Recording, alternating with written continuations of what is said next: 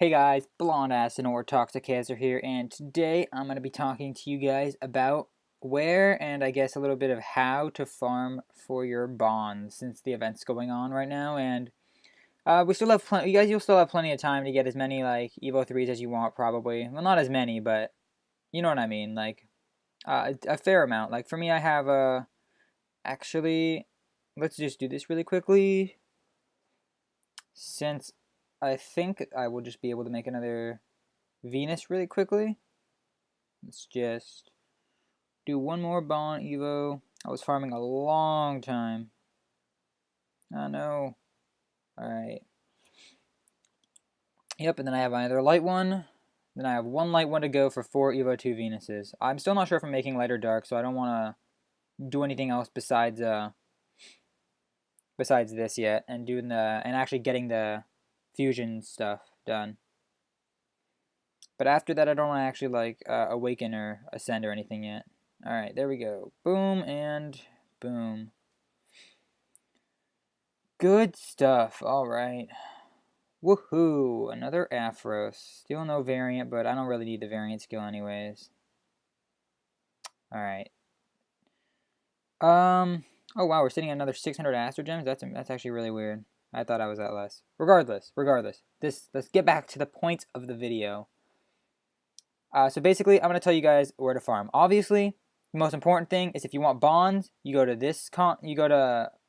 what's it called? Continent 1, Friope apparently it's called. Or if you want truffles, you go to Continent 2, Ultima. So where to farm on these stages? So right now the consensus is that farming Aria Lake is actually going to be the most efficient because you can get sirens and water slimes, and you can actually, if you see right here, you can fuse them in. You can fuse one siren and one slime into a water bond. Now this is super good for us because that means that not only are the rares not only are you getting like bonds just from getting super, or not super rares, but exotics, you also get them by getting rares, which just gives you like a big portion of bond intake. And also the fusion is like, I mean, it's not like expensive, but it can definitely rack up a little bit of price, so you got to be a little bit careful with this. Personally, I've actually been farming on Mirage Ruins just because I have this is my thing. Like for example, I have max catch rate on this, but on Aria Lake, I only have a little bit. Actually, all right, I have nothing else to spend gold on. I was complaining last video that I had too much gold. All right, so I'll be farming on Aria Lake now. The reason I was is because catch rate is obviously a very big thing. Actually, I kind of wanted to farm here too. Yeah, let's just do this. Donna, wasting gold is so fun. Alright, we have no gold anymore. That's lovely. In fact, while I'm at it, no, I don't have enough. I was actually about to do it too. You know what? Let's just do it. I think I have it. This won't be enough, probably, yeah. And that's really close. I almost wasted all my gold. Wait, reward available. What is this? Oh, is it for clan It's for clan battles. Oh, I've only done like 20 battles. I'm such a bad clan leader. Jesus Christ. Yeah, I just don't really... Okay, whatever. Oh, I'm going off topic so much right now. Alright, I'll do the rest of this stuff later. Regardless, so Aria Lake is the place to farm if you want a large intake of bonds. If you have other stuff, for example, like my catch rate factor is why I was farming here. I will be farming on Aria Lake 100% now. But other than that, like, unless you really want, like, some candling, that's why I maxed this one, is because I really want candlings for a new video that's going to be coming out eventually. Or you want, like, Kokomarus or Sealers or something like that.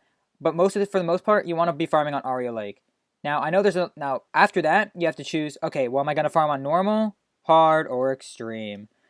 So pretty much you never want to farm on hard. Hard is the least efficient in every single way. If you want more bonds, this is how I say it, okay? Basically, if you want to level up monsters, for example, look at all these monsters I have to level up.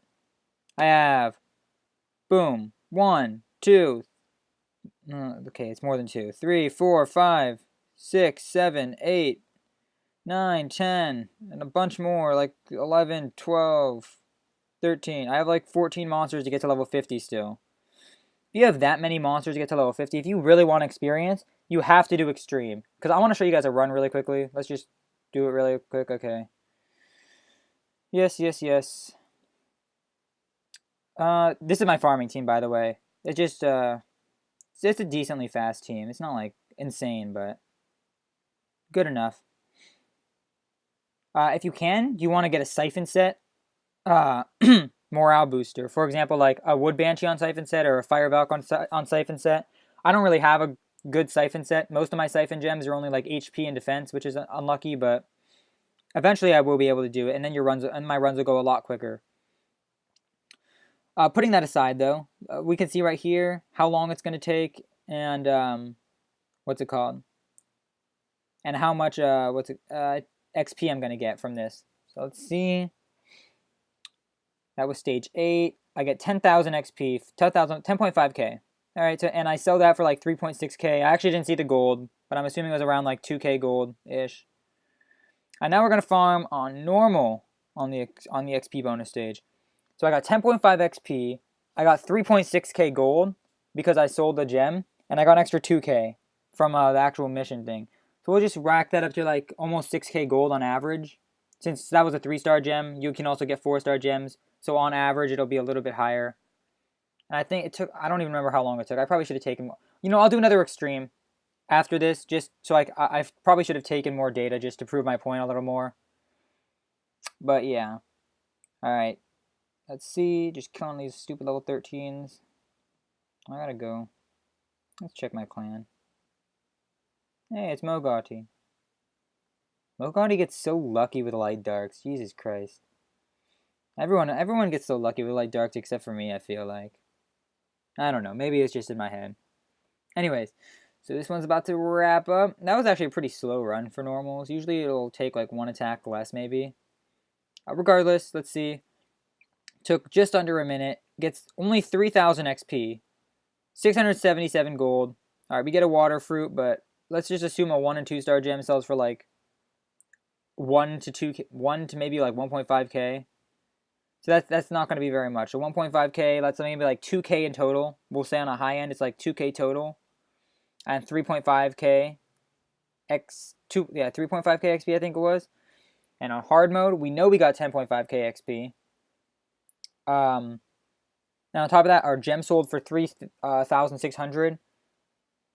And there actually are more monsters. If you notice, the first wave in normal was only 3 mons. So there were more monsters in the extreme mode as well. Now we just have to see how long it takes. I'm assuming it's going to take a little bit longer. I actually don't know. I don't farm normal at all just because I don't think it's worth it for the reasons I'm about to list. Just because a lot of it's because I have monsters to level up. And when you have monsters to level up, it's always worth to go extreme. However, basically the point I'm going to be getting to is that if you're actually going... I'm actually going to be like discussing right now with you guys resource efficiency versus time efficiency. Jesus Christ, why is my pronunciation so off? Anyways, so there we go. It takes 57 seconds. I'm assuming that it should usually take a little bit longer, like 5.2k. That's pretty sick. Usually it takes a little bit longer for extreme and a little bit less for normal. Like I think those were really like skewed runs. Just saying. However, basically, if you want to be time efficient and just like farm as many bonds as you can, I would recommend running on normal mode. However, it is good to note that, like, you see how I got so much gold already? If you do that, like, I was at like 4 million gold just from farming story stages. Like, I didn't do any like golem farming or anything, just from story stages. And I like kept that the gold intake up and everything like that. Now, you won't get that from normal mode. From normal mode, you're not going to be able to like refarm a bunch of Astro Gems like I could have done. Instead, I spent it on upgrading my capture chance, obviously. But I could have invested it back into Astro Gems and kept the, like, almost... It's not going to be infinite farming, but it's going to be a lot... You're going to get a lot of Astro Gems. Like, I could have gotten, like, 1,300 Astro Gems right there just for free, for doing nothing. Except for farming story mode. So, if you want to go for resource efficiency, you should go for the extreme mode, because extreme mode gives more XP, it gives more gold, so you can farm more Astro Gems and stuff like that.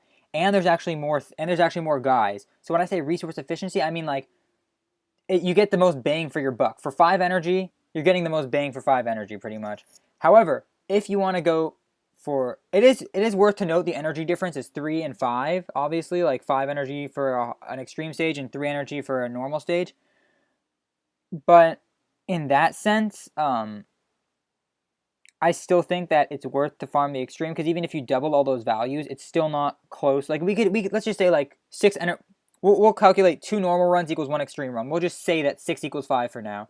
It's still not going to be worth. You still get more bang for your buck for on the extreme mode. So if you want that type of efficiency, you want to go for the extreme mode. However, if you want time efficiency, and when I say time efficiency, I mean like just getting them as quickly as possible, then you want to go to normal mode. If you have like 100 million Astro Gems, then just go in normal mode because you're not going to need like any of the gold or stuff. If you have no Mons to level anything like that, then yeah. For the second continent, when you're farming truffles, most people go to Pagos Coast, and this is because actually I think most people go to I think it's because the monsters are lower level that people go to Pagos Coast. Honestly, like I'm more of a fan of Seabed Caves just because it's what's it called? I have a lot of wood monsters, so I can use like my Wood Arthur and my Wood Kokomaru and stuff like that. So I can use a bunch more wood monsters. But you can definitely go to Pagos Coast if you have like water Valks and stuff. Like one of my friends has 3 water Valks now. My only friend that plays this game. My only friend. He's imaginary. No, I'm just kidding. Anyways. Yeah. So you can kind of like choose between these 3. I wouldn't go to Star Sanctuary. The monsters are really high level. Even Magma Crags is like a little bit iffy because the monsters are pretty high level. I would try to stay between these 2 stages, Seabed and Pagos. It really depends what you want. Like, for example, I would farm in Pagos because I really also want Monas as well. But regardless, this for what difficulty to go on, it goes for the same thing as the first continent. If you want time efficiency, you want to go on normal. If you want resource efficiency, you want to go on extreme. Now, I know that, like, obviously there could be, like, some more specific cases and stuff like that. Probably, like, for example, if you want an Anu, if you don't really care about bonds and truffles, obviously, like, getting an Anu is better. If you want a Mara instead, you can go farm go farm bonds over here, but it's going to be a lot, like, more time consuming and stuff like that. So there are definitely different scenarios that, like, a basic guide such as this isn't going to really take into account. And that's definitely okay, and there are different scenarios. But for the most part, I think that just following that advice should just, like, you should be able to know where to farm and stuff like that. Anyways, guys, this is a little short of a video, just trying to explain and help you guys out on where to farm. Hope it helps any of the newer guys that don't really know as much what they're doing, and even maybe some older guys who might not have been farming in the right place. Anyways, that's been all. See you guys tomorrow.